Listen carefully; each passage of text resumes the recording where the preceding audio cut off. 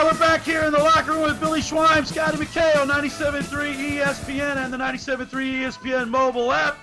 Big win for the Flyers last night, so our Housemaster Home Inspection Twitter poll question of the day: after defeating Montreal in the first round, are you more or less confident that the Flyers can win the Cup? At Locker Room 973 or at 973, where you can place your vote.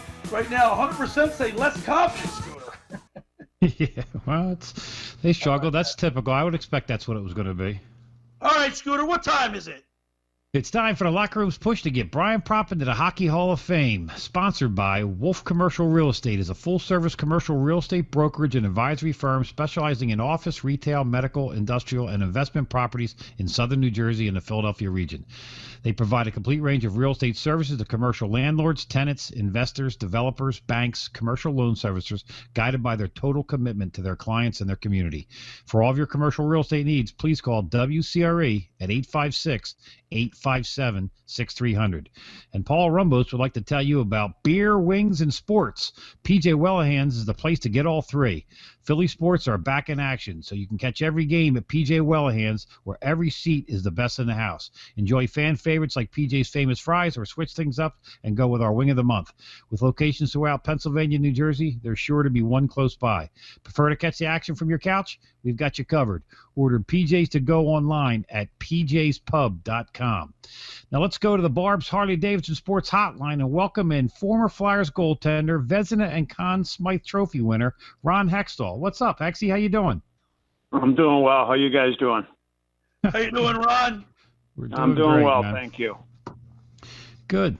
So, Hexy, obviously this is our week 11 of our push to get Brian Propp into the Hockey Hall of Fame. You are second to last guest. We're going to have Propper on for the 12th week, but we want to just we've had Mark Howe and Dave Poulin and Scott Mellenby and Jeff Chikrin and Doug Crow. We had a bunch of guys on that, we're all teammates of yours and Brian's, and we've had their opinions on, what was like playing with Brian. What are your best memories of Brian, and how much of a force was it to have a defensive forward like him in front of you? He was he was a really good player. I think he's one of the guys that probably isn't talked about as much as he should be. I think when you look at the success of the 80s Flyers teams, I mean, he was a big part of it. When you look at Edmonton, obviously they got the Gretzky and the Messier and the Curry and the Coffey and Fuhrer and whatnot. Well, we didn't have, that type of ability, but we had some really good players, and Proppy was, arguably, right near the top of that. Obviously, you got Mark Howe and Proppy and Poulin and Timmy Kerr. We had lots of good players, don't get me wrong, but Proppy, you could put him on the ice at any time of the game. He was an all-situation player.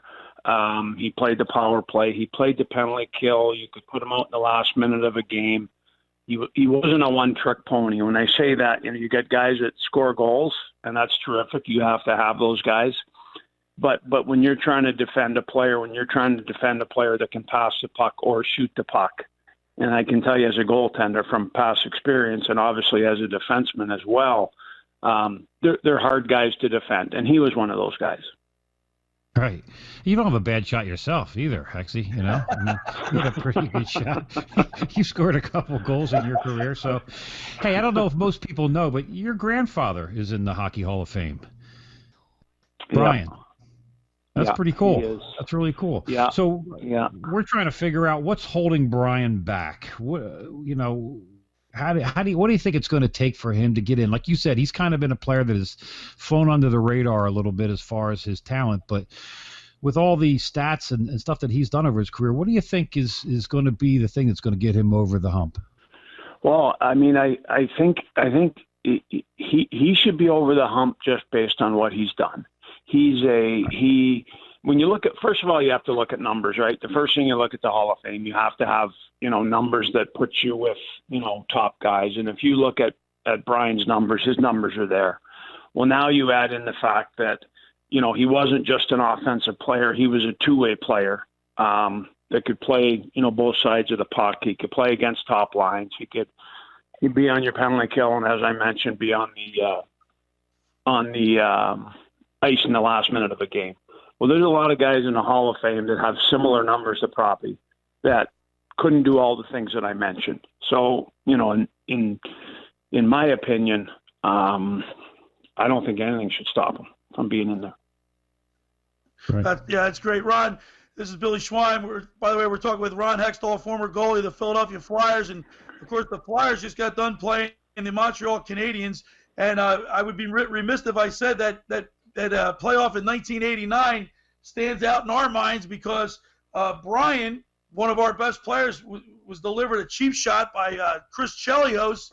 And I'll never forget it. But what just endeared me to with the way you stuck up for Brian speaks volumes of what kind of character, what kind of guy you are. But I'll never forget that. What was going through your mind, at the end of Game 6 there? I'm not sure if I want to discuss that right now. No, it was, days were different back then. And when you did something to a player, typically there was revenge coming. And obviously I wasn't too happy at the moment, decided that was the right moment. And I guess the league decided it wasn't because I got suspended for a few games. But that was like in the 80s. But you know what, Ron? I would imagine Brian, even though he probably wasn't aware, he knew what was going on when he saw that. I guess, doesn't that bond teammates together forever? I mean, you doing that, I guess Brian will never forget that. Well, yeah, I think, and that was one of many things. I mean, we had obviously tough guys on our team, and we were a pack of wolves. And when somebody went after one of our teammates, typically, like I said, they knew something was coming back. And in the 80s, it did change the way teams played against you. So that was just kind of part of our DNA and in Philadelphia. And it was, it was one of the reasons that we had a fair amount of success, probably, before me, and certainly in the 80s when I was there.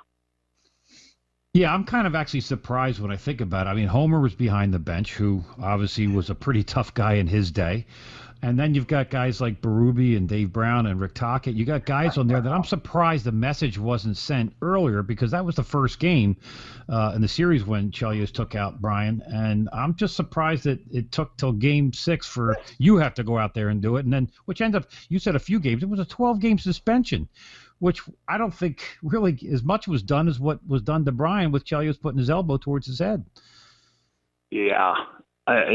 Certainly what he did to Brian was a lot worse than what I did, but it didn't look good. And obviously it's on national TV, and I think the league felt like it was the right thing to do back then. I mean, suspensions back then, quite honestly, they weren't very long. So that was a long one at the time for sure.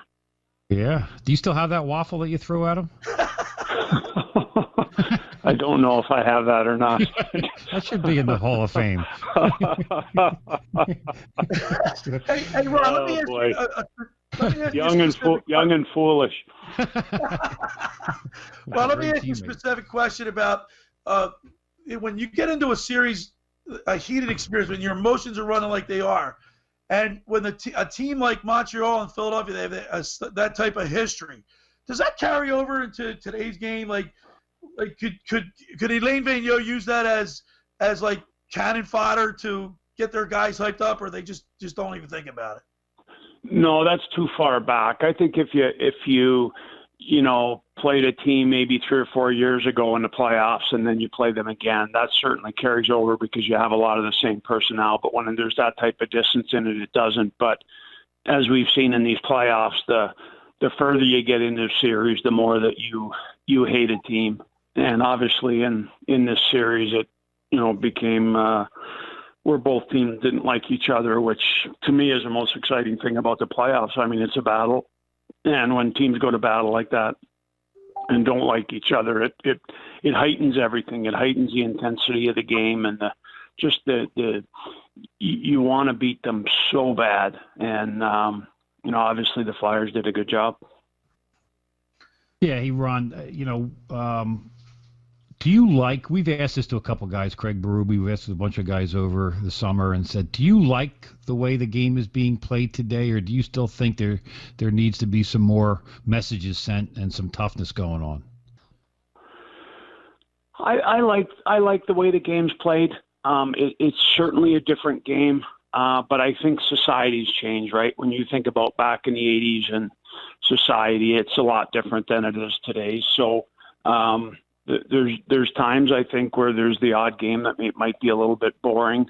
And I think back in the 80s, you always felt like something could break out at any point. But, there's a lot of skill in the game right now. The athletes are in terrific shape, and it's the fastest game in the world, obviously, and it's a great game. I think the league has done a really good job kind of modeling the style of play and things to essentially the 2000s.